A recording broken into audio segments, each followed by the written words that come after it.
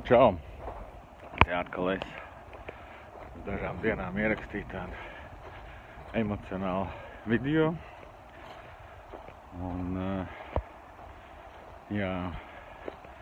Un vēroju jūsu atgriezenisko saiti. Es saprotu, ka katrs ir ieraudzījis manā video kaut ko citu. Citu to redz kā aicinājumu iet cīnīties, citu to redz kā iet pretoties, kā iesaistīties kaut kādās kustībās un vēl kaut kur. Bet tāds gluži nebija vispār mans nodoms.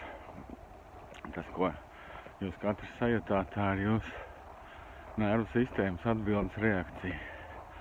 Tā kā automātiska rīcība uz to, ko jūs saredzējāt manī, kāds ieraudzīja emocijas, kāds varbūt sāpes, ciešanas, kāds pārdarījums, kāds negodīgums, katrs ieraudzīja to, ko jūs esat redzējuši bērnībā. Un kas ir iesēdies dziļi zemapziņā, dziļi šūnu atmiņā, nervu sistēmā. Patiesībā es vienkārši vados, cenšos dzīvoju saskaņā ar sevi, cik nu tas ir iespējams. Es daru labāko, ko varu šobrīd ar to, kas man ir. Un es dzīvoju saskaņā ar sevi. Un ja man rodās impulsi ierakstīt video, tad es ļaujos tam impulsam un ierakstu video.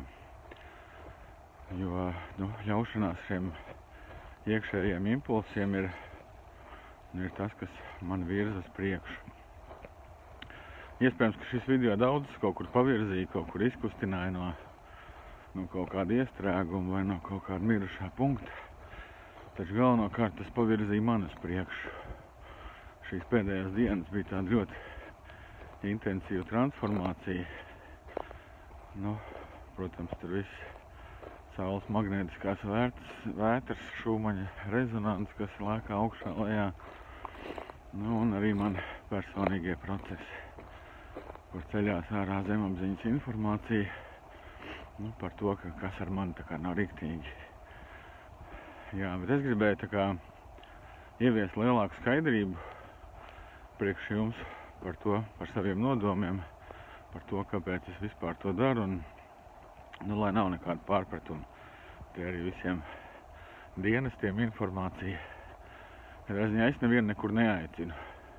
Es neaicinu sekot sev, neaicinu sekot arī kādam citam.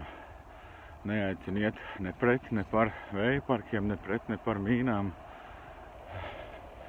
Es arī netaisos būt nekāds līderis un vadītājs. Tas nav vispār mans uzdevums. Jo jaunajā pasaulē nebūs tādu līderu un vadītāju. Mēs katrs esam savas realitātes līderis, vadītājs un autoritāte. Mums nevienam nav augstāka autoritāte par sevi. Vienkārši tas mums nekad nav mācīts. Mums mācīts visi tieši pretēji, kad ir skolotājs, kurš zina labāk, ir tēvs vai māma, kurš zina labāk, ir darba devējs, kurš zina labāk, ir ārsts, kurš zina labāk, kāda tev veselība, cik tu vesels, slims vai kāds. Un daudz šajādas visādas programmas, kas mūs nekur neved. Es uztaisīšu arī video par to, kā tas ir, kāpēc nekas tas, ko mēs izmantojam, līdz šim efektīvi nestrādā. Strādāt ar pa dažiem procentiem, varbūt izmaiņas minimāls, bet tas ieguldītais enerģijas apjoms ir tik liels, ka parasti nolaižās rokas vai nostrādā kaut kāda aizsardzības programma, kaut kāds ierobežojošais paterniņš, kas neļauj virzīties uz priekšu. Bet es nevienu nekur neaicinu. Es arī lūdzu neaicināt mani nekādās grupās. Es nekur nepiedalos un netaisos piedalīties ne pret, ne pār, nekādīgi. Grupas man neinteresē, kopīgas kustības man tādas neinteresē, jo ceļš pie radītāja vai Dieva, vai patiesībā ceļš atpakaļ pie sevis ir vientuļš. Neviens man nevar aizvest atpakaļ pašu pie sevis, kā tikai un vienīgi es pats. Tāpēc viss šis, kas notiek apkārt, viņš novērš uzmanību no maniem procesiem. Tāpēc man nav nekāda ne mazākā interese tur lekt un ar asinīm aizstāvēt kaut kādus mežus vai ko. Es redzu to pavisam savādāk. Mans galvenais nodoms un vēstījums tajā video bija sākam apzināti radīt to, ko mēs patiesībā gribam. Fokus uz problēmu nerada risinājumu. Fokus uz problēmu padara daudz lielāku. Šitās dienas dažas es te iedziļinājos tajos vējparkos. Es saprotu, ka es zinu pa vējparkiem, pa vēja ģeneratoriem, par visu to kaitīgumu, visu to vairāk nekā par jebko citu šobrīd. Viss man dzīve piepildīsies ar sūdu vējparkiem, kaut gan viņi nemaz realitātē vēl nav atnākuši. Tā kā es netaisos dzīvot šobrīd dēļ vējparkiem, mīnām vai visiem pārējiem tur tiem murgainajiem projektiem. Mans aicinājums ir sākt apzināti radīt, atgriezties pie sevis, atjaunot saikni ar sevi. Tā kā katrā situācijā uzdot sev jautājumu, tagad piedāvā mums te uzstādīt vējparks, kur jau pašā sākumā ir īstenībā skaidrs, ka visticamāk viņas neuzstādīs. Tas vienkārši tāds, Dieva plāns, tas ir pamodināt mūsos kaut kādu vēlmi dzīvot, izteikt savu gribu, kā tad mēs gribam. Ja mums slēg piedāvā. Mums piedāvā tur iet vakcinēties, piedāvā dzīvot zem propelleriem, piedāvā dzīvot mīnu laukā. Tas kā kāds cits ir iedomājies to mūsu realitāti, jo mēs paši neesam izteikuši tādu konkrētu gribu, kā tad mēs gribam. Jā, un tas ir mans galvenais aicinājums. Ieklausīties sevi, uzdot sev šo jautājumu, ko es gribu, kādā realitātē es gribu dzīvot, kādā zemē es gribu dzīvot, kādus cilvēkus es gribu apkārt, kādu dabu. Uzdot šos jautājumus. Mums nekur nekad tas nav mācīts. Uzprasīt sev, kā es gribu, kā es par to jūtos. Nav. Vienmēr ir tā kā fokus uz apkārtējiem, uz apkārtējo pasauli. Ka jādara tas, jācīnās pret to, bez cīņas tur nevar šito, vēl kaut ko. Bet mans aicinājums ir atgriezt fokus uz sevi. Sajust, kā es jūtos šajā situācijā, ka manā sētā grib iesprāst propelleri. Un kā es gribētu justies šajā situācijā.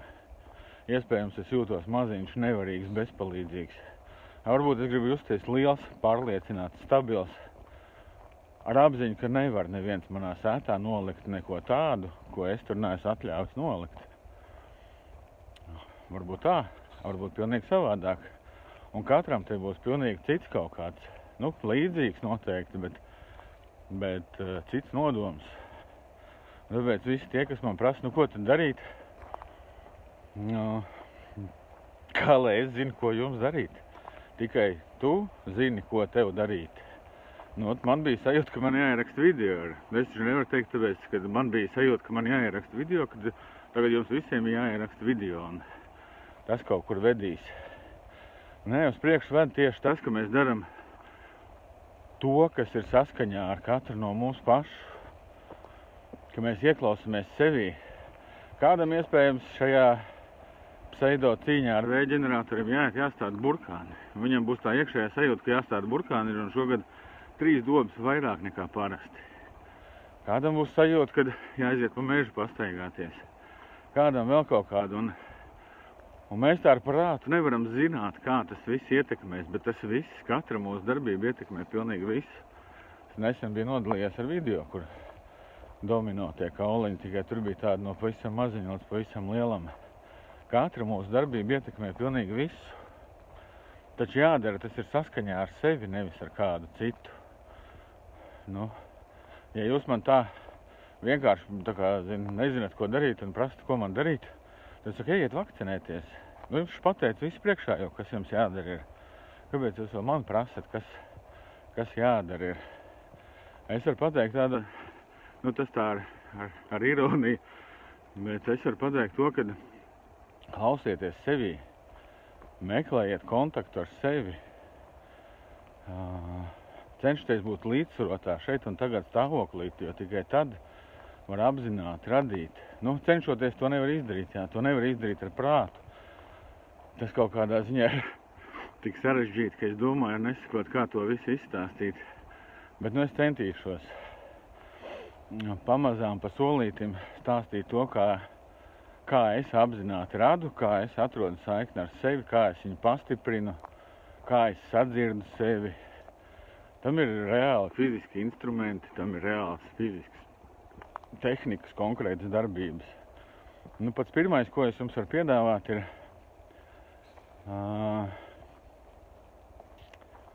tāds izaicinājums. Un varbūt līdz nākošajam manam video, vai, teiksim, nedēļu, vai varbūt pat 21 dienu, es jūs katru gribu izaicināt elpot caur degunu tikai. Katru reizi, kā jūs atceraties, tā es elpoju caur degunu. Lēnu, garu, dziļu elpu caur degunu. Pamēģiniet.